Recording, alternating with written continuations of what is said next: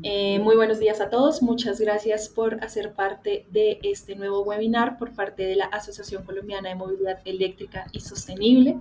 El día de hoy tenemos un invitado muy importante que es Manuel Olivera y, como siempre, nuestro presidente Juan Esteban Martínez. Manuel Olivera tiene una alta experiencia, larga experiencia como consultor internacional y se desempeña como asesor senior en transporte limpio y movilidad del programa CEBRA del C40E y CCT. Fue director, además, regional para América Latina del C40 hasta el año 2021, después de trabajar como asesor de la iniciativa climática Clinton para Bogotá desde el 2007. También fue director del DAMA y gerente ambiental de la ANDI, entre otros. Tiene varias maestrías en la Escuela de Altos Estudios en Ciencias Sociales de París y la Universidad Norwich en Gran Bretaña. Se graduó en Biología de la Universidad de los Andes y ha realizado numerosos estudios de posgrado, incluida la estructuración y evaluación económica, financiera y de riesgos de proyectos. Manuel, muchas gracias por acompañarnos el día de hoy. Tienes una experiencia larguísima en todo lo que vamos a conversar. Perdona, no voy a dejar de lado a nuestro presidente Juan Esteban, que es ingeniero civil, especialista en vías y transporte, especialista en economía y especialista en gestión y procesos urbanos, magíster en ingeniería civil de la Universidad EAFIT y tiene más de 17 años de experiencia profesional en áreas de transporte e infraestructura, medio ambiente y desarrollo urbano. Ahora sí, entrando un poco más en materia, Manuel, y aprovechando la alta experiencia que tienes, quisiéramos hacerte una pregunta principalmente, y es, ¿cuáles son esos principales retos que se han tenido y que todavía tenemos en Colombia para traer vehículos eléctricos, especialmente taxis y todo lo que son de carga pesada al país? Me parece que, primero que todo, debo agradecer a Juan Esteban por la gentileza de tenerme aquí, y a ti, Carolina, por la paciencia también, de todos los ires y venires, y estoy muy agradecido con esta invitación y por la oportunidad para hablar. Entonces, un poquito refraseando tu pregunta, creo que no es tanta la dificultad de traer vehículos, porque creo que se han dado las posibilidades para traer vehículos que uno quiere de donde quiera. Lo que ha habido es, grosso modo, y en general, un bloqueo derivado de una cantidad de mitos que existen alrededor de la electromovilidad desde hace más de una década. Y a pesar de que cada mito tiene una solución y habrá algunos temas que también tengan alguna validez, cuando hay intereses por detrás de esos mitos, que es lo que frecuentemente ocurre, y no digo que sea solamente con la electromovilidad, sino lo encuentra uno con diferentes elementos que tratan de bloquear los procesos evolutivos de una economía, de las tecnologías, los mismos procesos evolutivos de una sociedad. Hay una gran cantidad de intereses que tratan de bloquearlos porque precisamente al generar esa dinámica, esos intereses empiezan a diluirse porque no están preparados para evolucionar. Y esa es una apreciación general que puedo pasarla a múltiples ejemplos específicos que se dan por decisiones de gobierno en contra de estos mismos procesos, o medios de comunicación empeñados en fortalecer solamente una línea de pensamiento, una línea de tecnología, o en defender la histórica forma de ser de los negocios. Ocasionalmente, cuando dictaba clases, traía a colación ejemplos como el de Kodak. Kodak se aferró a sus películas y a sus tecnologías y en cuestión de años desapareció, simplemente porque ya no se necesitaban las tecnologías que Kodak había desarrollado tan eficientemente, y que le dieron tanta historia y lograron registrar tantas situaciones en el mundo, pero cambió. Y claro, la tecnología nueva es más cara, y la tecnología sin la química es más cara, y todo es más caro, ¿sí? Y desapareció la máquina de escribir, también en el mismo proceso. Los computadores son más caros que la máquina de escribir, sí. Desaparecieron las máquinas de escribir. Y los vehículos eléctricos vienen a ayudarle a desaparecer a la tecnología obsoleta que son todos los vehículos de combustión, todos, aunque puedan tener hidrógeno, por el problema de la producción de hidrógeno. Pero el hidrógeno, cuando entra en combustión, básicamente produce agüita y CO2 en algunos casos, pero finalmente la producción de hidrógeno tiene una gran cantidad de problemas desde el punto de vista tecnológicos y ambientales. Y el hidrógeno será la energía del futuro, como lo han dicho desde hace un siglo, y seguirá siendo la energía del futuro hasta tanto no se resuelvan unos elementos críticos del hidrógeno, y es básicamente la fusión nuclear. Cuando la fusión nuclear sea comercial, el hidrógeno será realmente la tecnología del futuro. Antes no lo logramos tener. Qué lástima, pero no lo logramos tener. Entonces tenemos la electricidad basada en baterías. Claro, empiezan a surgir diferentes intereses, que es que las baterías tienen un impacto ambiental muy alto. Bueno, resulta que los que hemos estudiado ese tema, porque yo no me meto en un tema sin estudiar, resulta que encontramos que los análisis de ciclo de vida, no solamente de las baterías, sino de todo el vehículo, al hacer ese análisis de ciclo de vida, el impacto ambiental es menor que el ciclo de vida de cualquier vehículo a base de combustión, sobre todo de combustión interna. Y los enemigos vuelven a decir, sí, pero es que las emisiones al aire de las llantas, ¿sí? Pues los vehículos de gasolina creo que también tienen llantas, ¿no? Todavía no he escuchado hablar de un vehículo a gasolina que le evite. No, como decir, ese sí no tiene emisiones por las llantas. Y también frenan, como los unos y los otros. Y la diferencia es que, sabiendo manejar un vehículo eléctrico, uno consume menos llantas que lo que consumen los vehículos de combustible fósil, cualquiera. Y lo que estoy diciendo no es una apreciación vacía, es una apreciación con datos. Y lo que no tienen los defensores a ultranza de las tecnologías obsoletas son datos confiables y reales que demuestren que hay que quedarse amarrado al combustible, sea gasolina, sea diésel o a un combustible fósil. Pero entonces me devuelvo al tema de quién está detrás. Y cuando un periódico, y lo voy a decir claramente, un periódico como El Tiempo, que tiene una revista obviamente pagada por los anunciadores, eso me parece muy bien, que se llama Motor, porque pues hay que hacer negocios.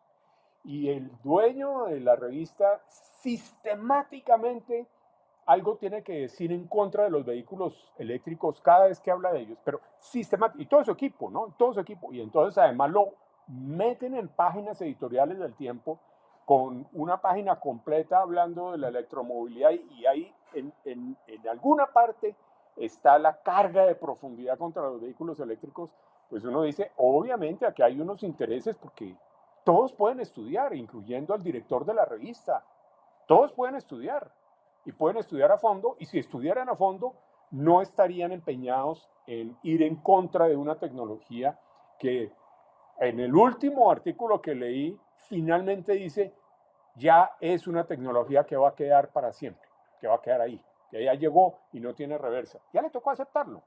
Yo me acuerdo que uno de ellos, hace una década, un poco más, lo montaron en un carro eléctrico en Alemania, en un BMW i3, y entonces se aterró porque cuando soltaba el acelerador el carro frenaba, y entonces el carro, no es que, reducía la velocidad obviamente, y entonces dijo, esto es terrible en una autopista, estos carros eléctricos son un desastre, esto no puede ser, etc.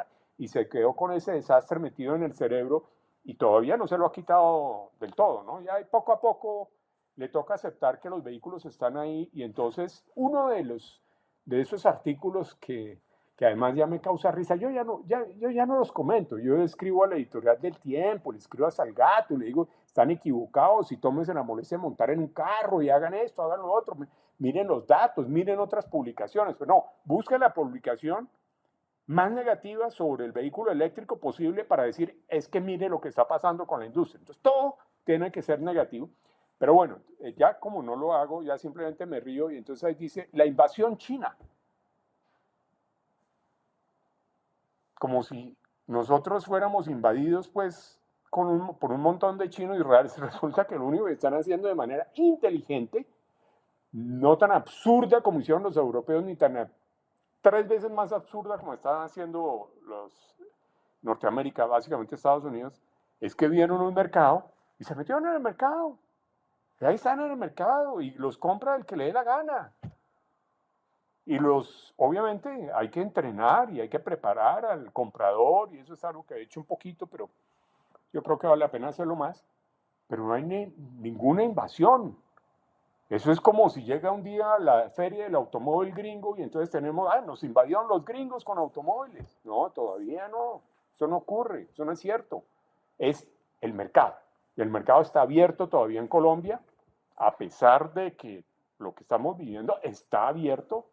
No entiendo por qué no han logrado cerrarlo, pero casi. Y se seguirá abriendo y se mantendrá abierto. Y el hecho de Manuel, que haya aquí, tantas empresas chinas en este momento en la feria del automóvil y obviamente haya prácticamente ninguna europea y ninguna norteamericana, es porque los chinos entendieron que hay un mercado formidable y estos mismos escritores de periódicos, de artículos en periódicos, están entendiendo que esa es la realidad y ya lo están aceptando. Pero algo le critican. Finalmente, ellos están manteniendo una revista gracias a los intereses de la industria del combustible fósil. Y es natural, y eso lo entiende uno. Ese es un ejemplo, pero lo más importante es que hay una carencia de preparación en los vendedores de los vehículos, en las mismas firmas que venden los vehículos. Yo lo compruebo cada rato porque yo me voy a darme las de comprador de vez en cuando y hago esas preguntas fastidiosas que suelen caracterizarme y pues obviamente no hay respuesta. No, con solo decir cuál es la marca de la batería que tiene este carro, ya se desbaratan los vendedores. Pero usted para qué quiere saber la marca de la batería? Es que este carro es Mercedes Rica o BM 4B. Con eso creen que es suficiente pues para venderle un carro a una persona que medio sabe, medio entiende de qué se trata. Claro, el que no sabe de qué se trata va a comprar una marca y listo.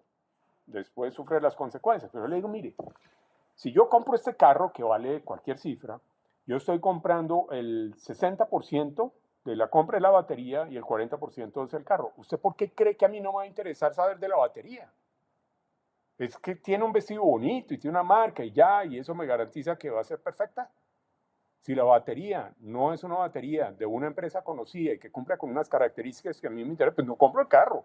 Pero para poder tomar la decisión necesito que usted me informe, que me responda mis preguntas.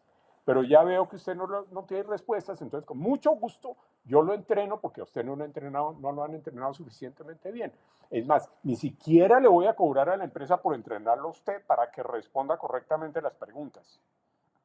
Y me pasó con una marca muy conocida. Dice, ¿de dónde viene este carro? Ah, pues obviamente viene de Alemania, pues esa es la marca. Le dice, sí, ok, ¿y la batería dónde la hacen? Ah, pues claro que se hace en Alemania. ¿Qué marca es? Ah, es la marca del carro. Le dije, no señor, porque esa marca no produce baterías, ¿cómo le parece? Las ensambla, que es diferente a producirlas. Ah, yo no sabía. La siguiente vuelta, cuando me iban a hacer un test drive ahí para ver el carrito, cómo se movía, entonces, ay, tiene razón, las baterías las hacen en Estados Unidos. Y no las hacen, las ensamblan. Y es en Alabama, y en Alabama tienen la fábrica. Entonces usted me está diciendo que el carro alemán le están poniendo una batería gringa. Yo creo que hay un problema ahí. Ay, no, es que el carro viene de Estados Unidos. Es que ni siquiera sabían de dónde venía el carrito. Y entonces si no saben del carro, no saben de las baterías, no saben nada cómo será la postventa. Y entonces en la postventa, que ese es un problema serio, ese sí es un problema serio, la postventa puede ser un desastre como lo fue en su momento con la gasolina, lo fue en su momento con el diésel, y si la gente no está entrenada, pues obviamente no se resuelven los problemas que se deben resolver en un vehículo eléctrico, y lo digo por conocimiento propio. Yo voy al taller y entonces el señor del que me atiende dice, ah, no, es que eso es así. Le digo, mire, este carro es uno de los carros que más alta seguridad debe tener en el mundo.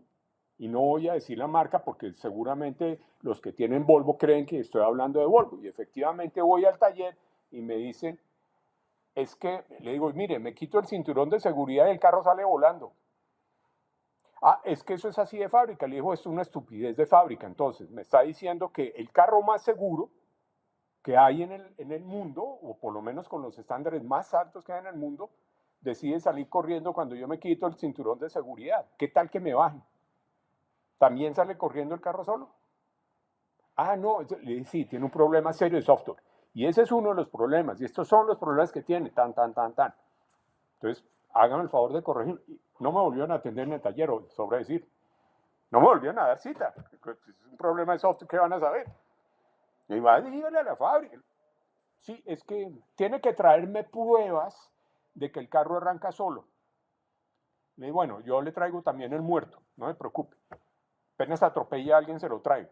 Pero yo quiero un correo de ustedes diciendo que esas son las características de seguridad del carro para yo eximirme de responsabilidad, porque la responsabilidad es de ustedes. Ahí se armó el tierrero y pues empezaron a mirar las cosas con más cuidado. Entonces, el problema no está en traer o no traer, el problema está en que hay que generar una demanda con conocimiento, una demanda que sepa qué está comprando, una demanda que mire números, y cuando ya estamos hablando finalmente de flotas, como en el caso de los camiones, entonces hay que preparar y ayudarle a tomar la decisión a las empresas que tienen flotas. Y hay varias empresas que ya quieren mirar cómo funciona el tema.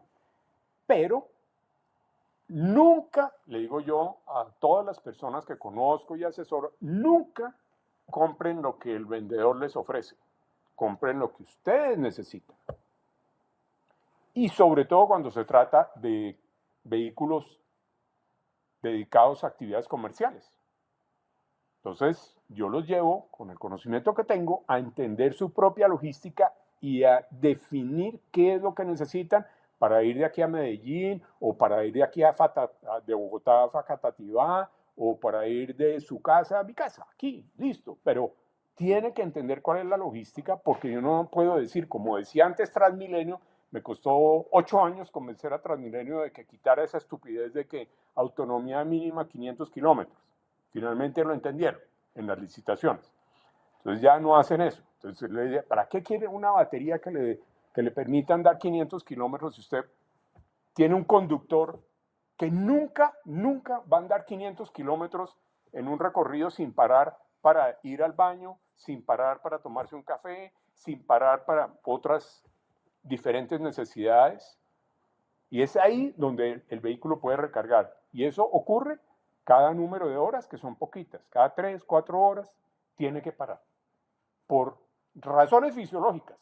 Y le adjuntamos las razones tecnológicas. Listo, y recargamos ahí. Entonces, ¿usted para qué quiere una batería de 500 kilómetros si en 200 ya tiene que parar? Entonces, calcule lo que necesita y más bien diseñamos la logística para que su camión pueda hacer varias paradas, recargue y se ahorre un volumen de capital muy importante. Y tenemos los aliados para montar esa logística. Y esos aliados están listos para hacer la inversión con una tecnología que no es la tecnología para los vehículos particulares. Es una tecnología de alta capacidad, de muy alta capacidad de carga, que se hace en alianza con la empresa que lo necesite en los sitios donde se necesita. Entonces eso es lo que yo hago para ayudarles a entender que con base en su logística se selecciona el vehículo que realmente necesita.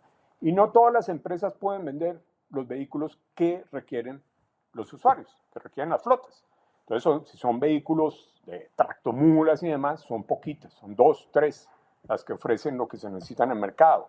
Si son vehículos pequeños, pues hay 1 o 2 que tienen buena cantidad de vehículos, pero no todas las marcas ofrecen lo que la logística de las empresas comerciales que usan camiones necesitan. Así que es un proceso en construcción, de preparación de la demanda, para que la demanda sepa qué es lo que quiere, qué es lo que necesita y compre realmente lo que le seleccione y compre lo que realmente cumple con las necesidades de su operación. Yo aquí tengo una duda y es, ¿cuáles son esas condiciones regulatorias que han tenido o a las que se han enfrentado para poder regular todas las estaciones de carga, la infraestructura de carga como tal? Eso En realidad es cómo se que ha manejado en Colombia. no ha habido regulaciones. La Ok. realidad, y como En el momento en que impulsamos la electromovilidad en el país, y la impulsamos no solamente pues con vehículos particulares, sino con taxis primero y luego con buses, pues los buses son un mundo diferente al de los demás. Los buses van a cargar en su sitio donde descansan. Eso es fácil. Y si necesitan recargar en otro lado, pues se diseña. Eso no tiene problema. Entonces ahí la pregunta era, bueno, pero ¿cuál es el estándar? Y pues, hombre, si el bus es europeo, viene con un conector europeo. Si el bus es chino, viene con un conector chino. Si el bus es brasilero, no sabemos qué trae. Y si el bus es gringo, viene con un conector gringo. Solo que los buses de Estados Unidos pues no llegan a Colombia porque no les interesa este mercado. Dicho por ellos. Entonces solo hay realmente para buses dos posibilidades y si la mayor parte de la flota es china, lo más probable es que la conexión sea china. Ahora, el estándar del cargador es un estándar que tiene protocolos para cargar esos buses, luego seguramente será un estándar en chino con un protocolo chino, con un cargador, si no es chino, por lo menos hecho con ese protocolo de carga, porque se tiene que poder conectar el B2G y el sistema de control de carga con el cargador. Listo. Pero si estamos hablando de camiones, el tema es un poco diferente. De nuevo, ¿cuál es el proveedor? Y hay que mirar si vale la pena que sea un cargador con el modelo de conexión china o no. Ahí entonces, toda esa discusión que tuvimos hace 12, 14 años, terminó en que no había manera de definir un estándar porque no había un estándar en el mundo. Entonces se permitió que los importadores pusieran sus cargadores con su propio estándar y de ahí salió lo que hizo Terpel en alianza con Voltex, que realmente es una empresa apoyada por Terpel y en alianza con ABB, y entonces pusieron cargadores en las carreteras con estándar, sin estándar, con 3 cargadores, con el Maniquí, que es el de Nissan, japonés, en estándar CCS2 y CCS1. Antes había uno gringo y lo quitaron, el JP no sé qué. Si como no había carros gringos, entonces no había razón para hacerlo. Pero los primeros carros particulares que empezaron a rodar eran japoneses, entonces había que suministrarles eso. Hoy ese se eliminó, entonces está CCS2 y CCS1, que es el estándar más o menos europeo, y GBT, que es el chino. Entonces, cuando uno llega a una estación de recarga, normalmente tiene esos 3 conectores y se conecta el que sea. Pero lo más bonito de todo el proceso es que a pesar de que el ministerio insistía, hay que sacar el estándar y no sé qué, pues estándar no hay. Y si dicen, es el estándar chino, es que le está haciendo el negocio a los chinos. Si es es que le está haciendo el negocio a fulano. Entonces hay 3 formas de cargar, pero lo más interesante de todo, perdón por el ruido, lo más interesante de todo es que hay adaptadores para cualquiera de esos. Entonces yo tengo un adaptador que me permite conectarme, mi carro tiene CCS1 y me conecto al CCS2, que usualmente está libre. Y si lo que hay libre es el GBT, pues entonces compro uno que me permite cargar el CCS1 a una salida de GBT y listo.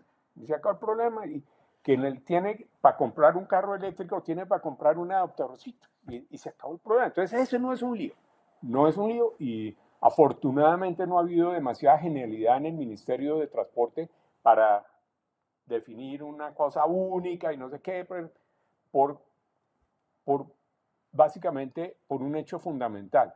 La tecnología evoluciona y evoluciona rápidamente. Y si nosotros nos fuéramos por lo que está mandando la tecnología, sobre todo en conexiones, entonces deberíamos tener también aquí conectores tipo Tesla. No hay ningún carro Tesla, pero es la conexión más eficiente que hay hoy por hoy para carros particulares en el mundo, porque puede tener una potencia de 260 kilovatios que no tiene ningún otro sistema de carga. Ya Tesla empieza a andar en el país o a tener presencia en el país y seguramente vamos a empezar a ver esos supercargadores de Tesla en algún lado. Pero no nos vamos a ir por el lado de Tesla, simplemente compramos un adaptador para cargar rápidamente. Ahora, si la batería o el conector o la conexión, el sistema de carga no lo permite, pues puede tener 260 kilovatios, pero entra solamente 40 y se acabó, no hay nada que hacer. Entonces, no nos podemos enfrascar en que es que hay que tener un solo estándar porque todo va evolucionando y hoy por hoy ya hay estaciones de recarga con 1 megavatio de potencia, con 1000 kilovatios de potencia. Y esos 1000 kilovatios de potencia no pueden utilizar el CCS1 o el CCS2 porque por ahí no cabe toda esa corriente. Entonces, no podemos casarnos Manuel, con una sola tecnología porque eso va evolucionando a medida que va avanzando la eficiencia en el sistema de recarga. Y espero que pronto haya esos cargadores de muy alta potencia porque eso, es decir, cargar el carro en 5 o 8 minutos ya es otro mundo.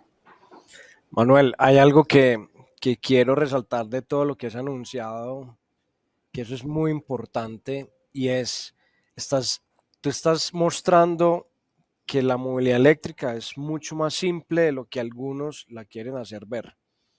O sea, esa practicidad con que tú la presentas, eh, la forma como se han denotado desde los inicios, que sé que estuviste ahí con los primeros taxis eléctricos en Bogotá, todo lo que eso trascendió, luego todo el apoyo a Transmilenio para la flota de los buses, que estuvimos ahí juntos, pero detrás de todo esto siempre estamos viendo que a veces es más fácil la promoción y resolver las dificultades de la movilidad eléctrica de lo que, repito, muchos otros de esos de que venden la combustión, de los que venden mofles, están o quieren hacer verle al resto de ciudadanos que están próximos a tomar decisiones. Entonces, y yo quiero decirte que coincido perfectamente con vos. Hace poco me pasó también en unas discusiones, incluso en un conversatorio con Sura y otros actores de diferentes países. Sura convocó en varios países a hablar de movilidad eléctrica y algunos querían hacer ver la movilidad eléctrica como si todavía tuviera unos retos gigantescos y realmente no es así. Entonces, quiero decirte que coincido mucho en la forma en cómo es la movilidad eléctrica, en la forma como viene pasando y que realmente las decisiones primero hablábamos de unas restricciones de cantidad de vehículos, Manuel, hoy tenemos una cantidad de oferta de vehículos eléctricos en el país y ahorita en la feria de aquí en Bogotá, de Expo, se me olvidó el nombre exacto, pero la exposición de carros, el que está dominando el mercado ahí en esa exposición son los vehículos eléctricos y son la sensación y son los que publican en las redes. Entonces yo creo que cada vez las excusas son menores, los mitos son menores eh, y lo que hay es temor de la tecnología que tú mencionabas al principio obsoleta. Eso sí que están hoy preocupados porque saben que la movilidad eléctrica viene abrazándolos y viene rompiendo unos paradigmas muy fuertes y por lo tanto es por eso es que tenemos mes a mes crecimientos importantes de vehículos eléctricos. El fin de semana veía un artículo en el Colombiano, en Medellín se venden diariamente 10 vehículos eléctricos, ya en primera página del Colombiano. Entonces eso ya significa que es que llegó para quedarse, para posicionarse y para definitivamente mostrarle al mercado que ofrece unas condiciones no solamente de ambientales en términos de emisiones y de ruido, sino que también están ofreciendo unas prestaciones de seguridad vial, de confort, de tecnología, que están superando el mercado de los vehículos de mofles o de combustión fósil. Entonces, supremamente conectado, Manuel, con todo lo que has dicho.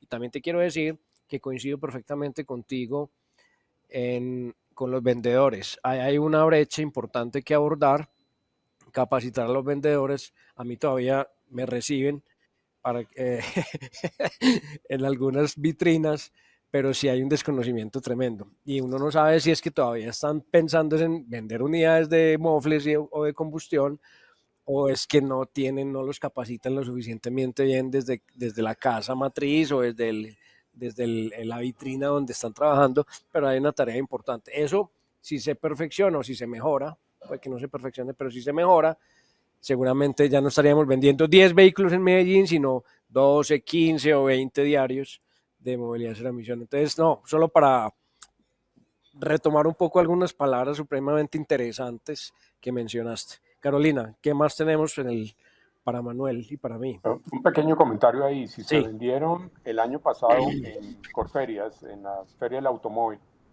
alrededor de una sola marca vendió 1.500 vehículos eléctricos.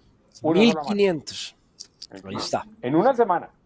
Vamos a ver cuáles son los resultados de esta. Vamos a ver cuáles son los resultados con ese volumen de oferta que hay, que además son carros, algunos de esos hermosísimos, Hermosísimos. confortables, deliciosos para manejar. Es que qué rico es manejar un carro eléctrico. Es que, a mí me decían, usted vuelve a comprar un carro de gasolina o de gas, pero pues por encima de mi cadáver. Eso no va a ocurrir ni en 3 días siguientes, jamás.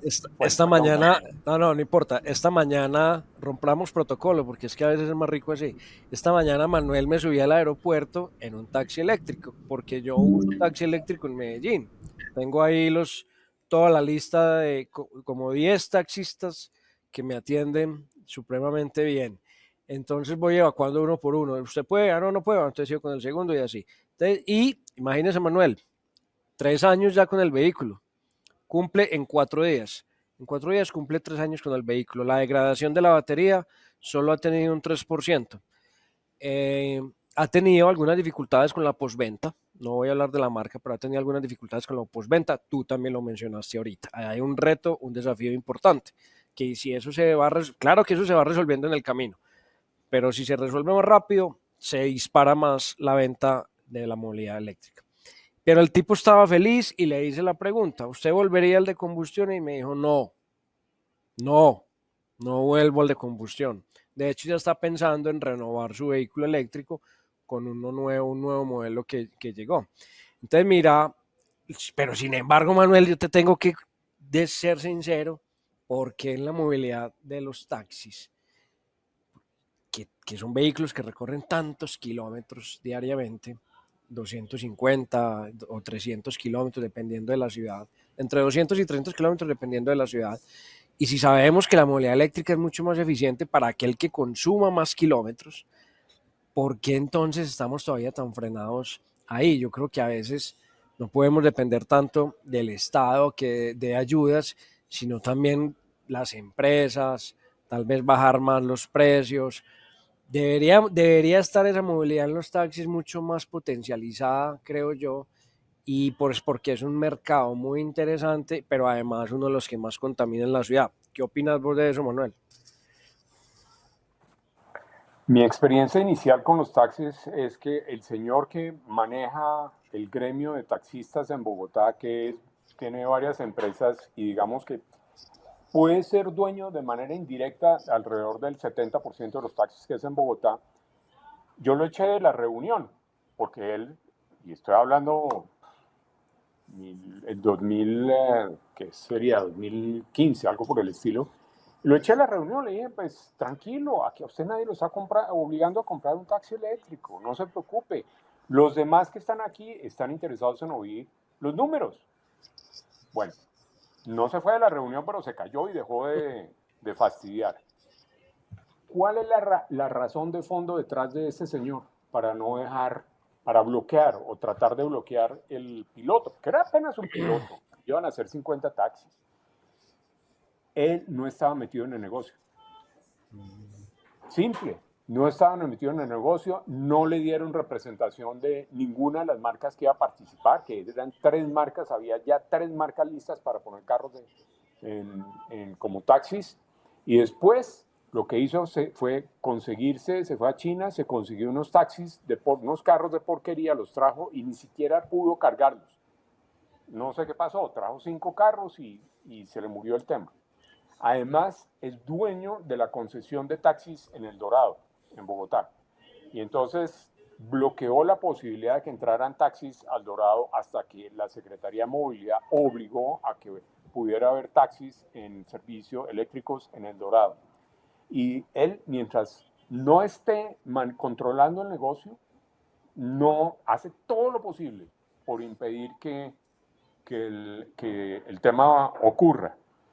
Entonces, pues digamos que ese es el argumento uldarico que uno diría que puede reproducirse en otras ciudades, porque quien no esté, esas empresas administradoras de los grupos de taxis, mientras ellas no estén, y pasó en Medellín, y yo traté de hacer el trabajo en Medellín, y tratamos de sacar la autorización del Ministerio de Transporte, salió la autorización del Ministerio de Transporte, logramos tener un incentivo para Medellín, ¿y quién lo bloqueó? Las empresas administradoras de taxis allá.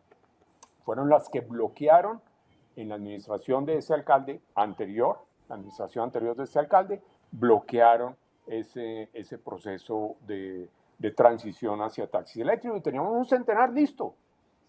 Un centenar, ya, con incentivos, ya de la gente que quería comprar y lo bloquearon ellos mismos. Entonces, pues el efecto Uldarico ocurre en otras partes en donde hay taxis precisamente porque están dominados por unas empresas administradoras que no están en el negocio. Ese es el problema de ellas. Ellos simplemente van captando plata pues por ponerle un sellito a un papel y sale, pero no tienen mayor responsabilidad ahí. Sin embargo, cuando uno se sienta a hablar con los taxistas, y ya lo estamos haciendo con los camioneros, les encanta la idea los taxistas tienen su modelo financiero metido en la cabeza facilísimo. Pero facilísimo. Lo tienen súper claro. ¿Cuántas carreras me hago? ¿Cuánto me gano al día? De eso, ¿cuánto saco para pagar el taxi? Sumado, ¿puedo? ¿No puedo? Fin de la emisión se va por el taxi. Así de fácil. Entonces, con ellos, si se hace el trabajo con ellos, es mucho más fácil que si se hace el trabajo con, digamos, con los administradores de esas empresas. Entonces, yo creo que ese factor, que yo llamo factor Uldarico, está presente por ahí, por diferentes ciudades, y la verdad es que ningún taxista necesita incentivos. Le dice uno, bueno, sin pico y placa. Dice, a mí qué me importa el pico y placa. Entonces, yo tengo que descansar un día, ese no es mi problema. A mí me dan las cuentas, yo me voy por el carro y ya. O no me voy por el carro. Cuando tienen un conductor, la cosa cambia. Sí. Porque el conductor vale más, aunque el taxi produce más, se desgasta más, y ya la experiencia muestra, sobre todo los propietarios que tienen conductores, que sobre todo cuando tienen dos conductores, es que acaban el carro rapidísimo. Y otro elemento que es parte de los mitos que ocurren es la postventa, pero sobre todo los repuestos. Eso sí les preocupa. Sí. Porque tener que comprar unas pastillas en el concesionario es pagar el doble o el triple de lo que valen las pastillas afuera. Y si son pastillas especiales, peor aún. Y cualquier cosa que son repuestos convencionales vale mucho más si tienen que comprar. Eso no les gusta.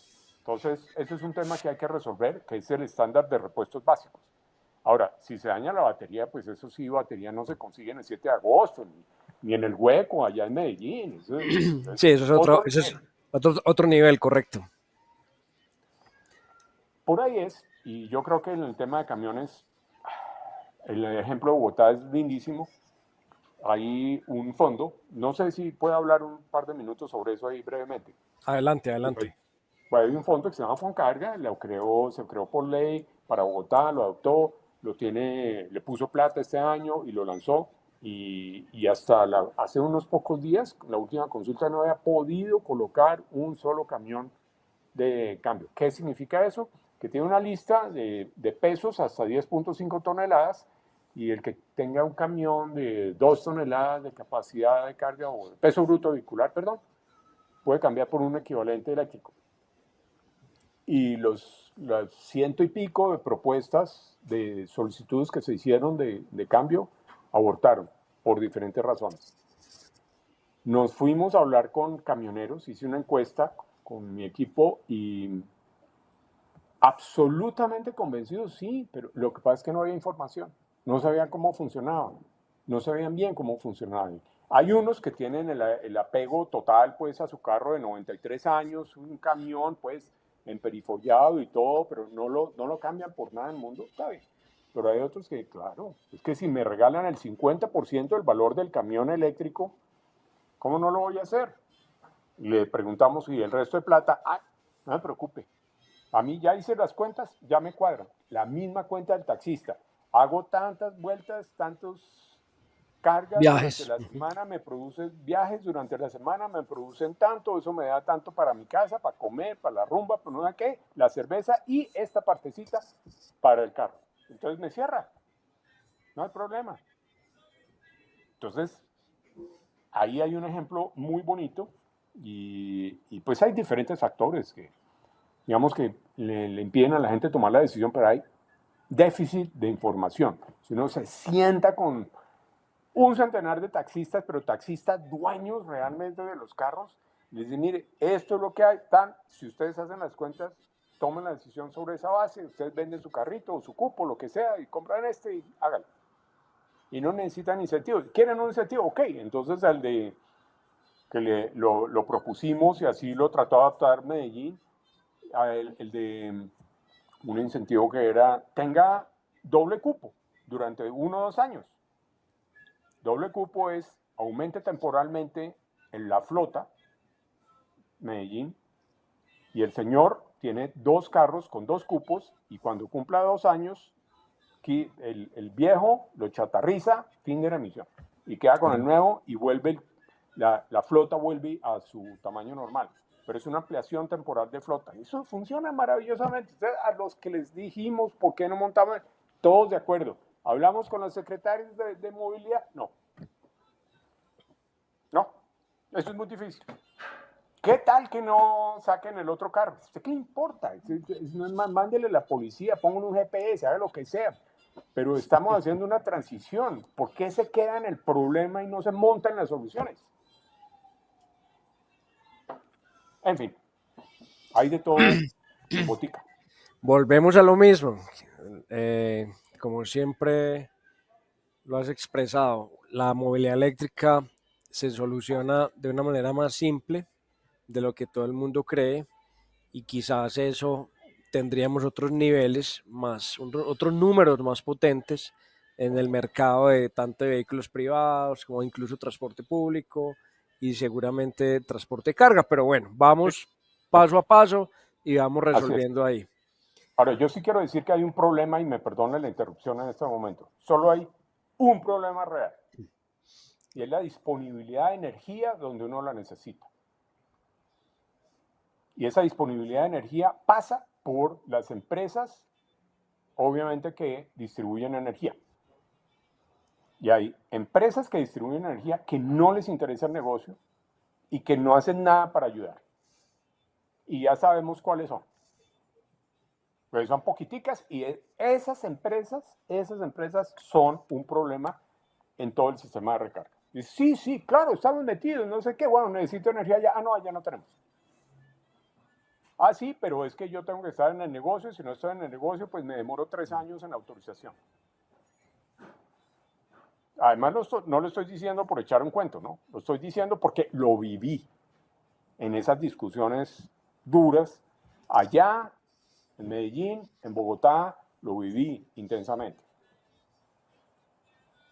Entonces, ahí hay un problema, es la disponibilidad real de energía en donde se necesita para recargar vehículos. Bueno, y asociado a eso, Manuel, yo creo que también hay una barrera todavía, o por lo menos existe en la percepción de los usuarios de vehículos eléctricos con respecto a la infraestructura de carga. Tú hace rato dijiste que en la medida en que salga un cargador ultra rápido, que en unos 5 u 8 minutos podamos cargar nuestros vehículos, entonces, pues eso va a ser una maravilla. En la encuesta que Acomove realizó, que incluso tú participaste cuando hicimos una socialización, el 60% de los usuarios dicen que ya están cargando en casa, pero también el 95% de los usuarios manifiesta que para algunas distancias largas hay ausencia de infraestructura de carga para para sentirse más tranquilos con la ansiedad pues, de carga que esto puede representar. Yo creo que tienen razón los usuarios, tal vez ver, aunque no la utilicen, pero ver infraestructura de carga alivia un poco la angustia de los que ya tienen el vehículo eléctrico. Pero hoy los que no han tomado la decisión de comprarlo todavía piensan, porque está el mito regado en la información de que como no hay infraestructura de carga, entonces no es viable comprar vehículo eléctrico. ¿Cuál es tu apreciación al respecto? ¿Cómo ves tú ese tema de carga? Pero también te quiero decir algo, Manuel. Tenemos un problema porque algunas empresas están hoy desmontando infraestructura de carga y otros decidieron no seguir con el negocio de infraestructura de carga, que eran grandes, digamos, proveedores de estas infraestructuras. ¿Cómo ves vos eso, Manuel? Y yo creo que ya con esto, Caro, no te dejamos hablar casi con las preguntas, pero no importa, yo creo que las barrimos todas porque ha sido De, de hecho, demasiado de hecho sí, interesante. sí, sí, sí. Entonces me alegro mucho de que hayan abarcado todo lo que yo quería abarcar. Entonces, Y gracias, Caro, y excusas también. Bueno, el tema es difícil y requiere inversión fuerte. Ahora, más allá de la inversión fuerte, yo creo que requiere un cierto liderazgo del Estado. Y sin un cierto liderazgo del Estado, pues toda inversión tiene que recuperarse. Y ninguno de los que hicieron inversión recuperaron esa inversión cuando la hicieron. No la recuperó Celsia, no la recuperó EPM, no la recuperó Terpel, ni Voltex, no la recuperó EPM. Perdón, en Enel. No la recuperaron porque fue una inversión que se hizo hace más de 10 años con ciertos cargadores en algunos sitios y no había la demanda suficiente para recuperarla y yo lamenté muchísimo que algunas empresas hubieran reculado. Ahora, habiendo dicho eso, ya está anunciada una inversión muy, muy grande en infraestructura en el país, derivada pues, proveniente del sector privado. Apareció en portafolio hace un tiempo por por cientos de millones de dólares en infraestructura de carga en carreteras y en ciudades. Más primero en ciudades, porque obviamente low hanging fruits, ahí es donde está la mayor demanda, y en carretera también. Ahora, lo que yo he hablado con un proveedor de combustible, que pues es Terpel, para no ir más lejos, Terpel, porque no hay más claro, no hay que más. estén metiéndose la mano al bolsillo, ellos tienen suficiente caja para seguir haciendo inversión y la están haciendo. Y fueron los primeros que la hicieron, ¿no? A riesgo propio y nuevo no se recuperó esa inversión. Ya empiezan a tener unos números mejores porque ya hay mucha más ocupación de los cargadores y a veces hay cola y esa cola tampoco le gusta a la gente. Entonces, hoy, no, ayer no había cargadores. Hubo los cargadores y entonces a los inversionistas dirán sí, pero no hay carros cargando. Hay los carros cargando, entonces hay cola. Entonces, por donde se lo mire, siempre hay un lado negativo. Entonces, porque no hay cargadores o porque sí hay, pero entonces hay cola, pero entonces los inversionistas es que no hay carros, pero entonces voy a invertir, pero ¿quién me ayuda? Y tal, ¿no? A mí me parece que unas buenas reglas de juego, y eso se puede resolver a través de la aplicación de normas o la expansión de algunas normas existentes y quizás con un poquitico de incentivo para darle seguridad a los inversionistas y algo de logística de sentido común de dónde poner los cargadores, sobre todo en carretera, ¿no? Que es donde más se necesitan.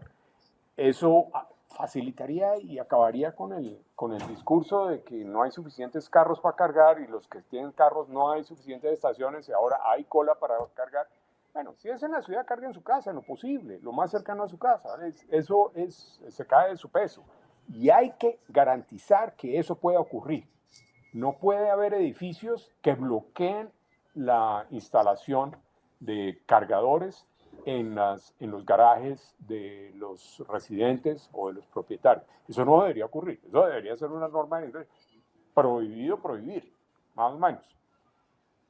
Obviamente hay que mirar la capacidad del edificio. Sí, Si yo claro. no le puedo montar 39 cargadores para 2 apartamentos, pues se cae.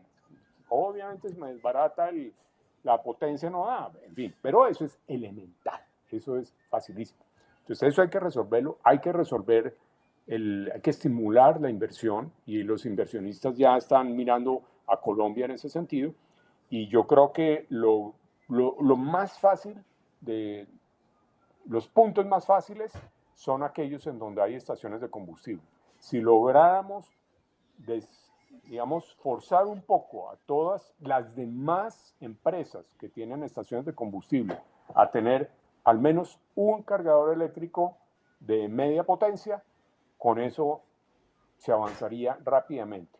Y sí, es costoso, no lo que dicen los pseudoconocedores de las inversiones, que $20,000, $30,000, falso. Con menos de $10,000 se monta un cargador de media potencia sin problema, de 40 kilovatios, de 40 a 60 kilovatios, es decir, 120 de estación con 3 entradas, con 3 salidas, perdón. Eso no vale $10,000, no vale $10,000. Y lo sé porque yo ya lo he hecho. Es que el problema que tiene mucha gente conmigo es que yo ya hice la tarea. Es que yo tengo los números por haberme untado de grasa y de kilovatios. Tengo los números. Entonces, sí, es que vale mucho, $25,000. ¡Paja! ¡Falso! Bueno, en fin. Eso se va a dar y creo que lo que se necesita es un pequeño incentivo para darle seguridad jurídica a todos de que eso se pueda hacer. Y con las empresas de combustibles que van a tener que tener cargadores tarde o temprano, con ellas yo creo que se podría fortalecer y acelerar mucho más ese proceso. Sí, muy bien, Manuel, de acuerdo. Incluso hace poco estuve en Cali y te digo pues que me sentía en Suecia o en Suiza o en cualquier lugar del planeta súper moderno en una estación de servicio donde estaban las islas para los de combustible y había una isla hermosísima para la carga de vehículo eléctrico. Incluso ahí hice un video y eso lo publicamos y con ese video ha pasado cosas de todo. La gente ha dicho un montón de cosas demasiado interesantes. Pero es cierto, Terpel es la que está dando ese paso y yo creo que va a avanzar muy rápidamente porque hace poco hizo unos anuncios interesantes. Lo movieron mucho, digamos, comunicativamente y definitivamente yo creo que eso va a dar una gran confianza si se logra expandir pues a la velocidad que piensan, va a dar mucha confianza en el mercado de la movilidad eléctrica. Manuel, yo quiero agradecerte profundamente, demasiado interesante, deberíamos de hacer esto cada 8 días, diría yo. Muy, muy rico, mucha tela para cortar, mucho que discutir, que debatir, que contarle a los usuarios para romper esos mitos. Como tú lo has dicho, hay una tarea gigantesca en términos de comunicación verdadera, de comunicación real. Y bueno, ese es uno de los importantes actividades de Acomoves, hablar con gente que sabe, que se ha untado de grasa, pero también de kilovatios, y que se vuelven unos grandes transmisores de información verídica para que la gente pueda tomar decisiones con claridad, con veracidad, sin miedo, porque definitivamente la movilidad eléctrica no hay que inventarla, ya está inventada y llegó para quedarse. Y no es el futuro, sino el presente. Entonces, muchas gracias, Manuel, Carolina, que tú nos despides, Caro, ¿cierto? Claro que sí. Manuel, Juan Esteban, muchas gracias por su participación el día de hoy. Manuel, agradecerte especialmente. Tu conocimiento es muy importante para nosotros, muy importante para el sector de movilidad cero. Juan Esteban, como siempre, muchas gracias por participar.